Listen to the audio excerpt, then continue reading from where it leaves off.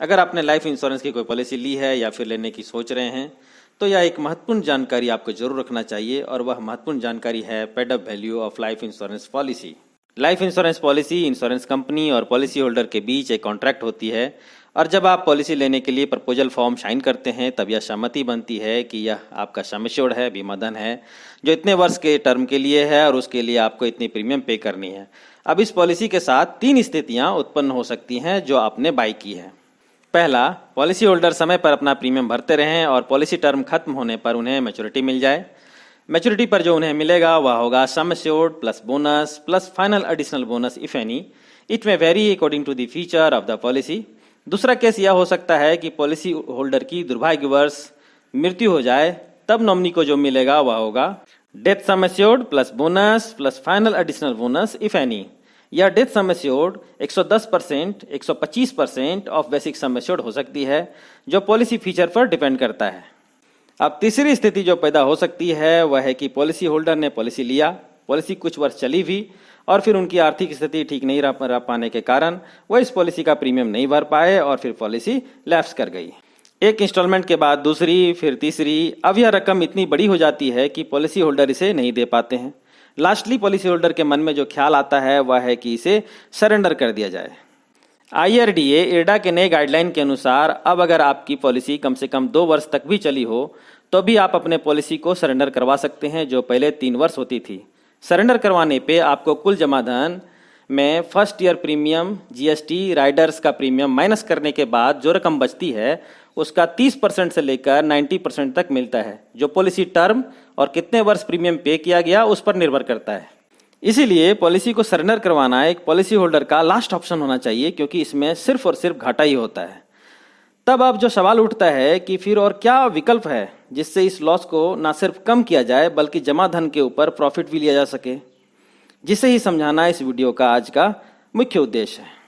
इस विकल्प को पॉलिसी का पेड अप वैल्यू कहा जाता है जिसके बारे में एजेंट्स के साथ साथ हर पॉलिसी होल्डर को भी जानकारी रखनी ही चाहिए।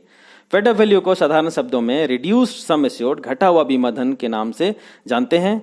इसकी सिर्फ 2 शर्तें हैं। पहली, पॉलिसी कम से कम 2 वर्ष चली हो। दूसरी, पेड अप वैल्यू 2 लाख से कम नहीं होना चाहिए। आइए अब इसे एक छोटे से उदाहरण से समझते हैं। सपोज आपने 10 लाख सम एश्योर्ड की एक पॉलिसी 20 वर्षों के लिए ली है जिसका प्रीमियम 30,000 हाफ ईयरली है। फाइनेंशियल प्रॉब्लम होने के कारण यह पॉलिसी में मात्र 10 इंस्टॉलमेंट ही प्रीमियम जमा हो पाया, यानी पॉलिसी सिर्फ 5 वर्षों तक ही चल पाई। अब इस पॉलिसी की अगर यहीं पर सरेंडर कर दी जाती है तो सरेंडर फैक्टर के हिसाब से इसमें आपको करीब 1 लाख रुपए से लेकर 1,20,000 रुपए तक ही मिल पाएगा, जबकि आपका जमा धन 3 लाख रुपए का है। अब अगर इसी पॉलिसी को पेड अप पॉलिसी के लिए छोड़ दिया जाता है तो इसका सिंपल फॉर्मूला है बीमा धन इनटू जितना इंस्टॉलमेंट आपने पे किया डिवाइडेड बाय कुल इंस्टॉलमेंट संख्या जो एक्चुअल में पे किया जाना था। अब आइए इस केस में देखते हैं। 10 लाख रुपए जो कि इसका बीमा धन है इंटू 10 डिवाइडेड बाय 40 जो कि इसका कुल इंस्टॉलमेंट है। 20 वर्षों की पॉलिसी है हाफ ईयरली, तो 20 गुना 2 बराबर 40 इंस्टॉलमेंट। 10 चका 40 और 4 भागा 10 लाख बराबर 2,50,000 रुपया होता है। अब यह 2,50,000 रुपया इस पॉलिसी का पेड अप सम एश्योर्ड हो गया है। इस पॉलिसी की मैच्योरिटी और डेथ बेनिफिट सभी अब इसी घटे हुए सम एश्योर्ड पर ही कैलकुलेट होगा। मैच्योरिटी होने पर 2,50,000 रुपया प्लस बोनस पे होगा, वहीं इन केस ऑफ डेथ 2,50,000 रुपया प्लस बोनस पे किया जाएगा। यानी एक ऐसी पॉलिसी जो लैप्स हो चुकी थी वह पुनः जीवित हो गई है। इसलिए बेहतर यही है कि पॉलिसी का प्रीमियम नहीं भर पाने की स्थिति में कम से कम इस बात का ख्याल अवश्य रखा जाए कि आपकी पॉलिसी पेड अप पॉलिसी में कन्वर्ट हो सके।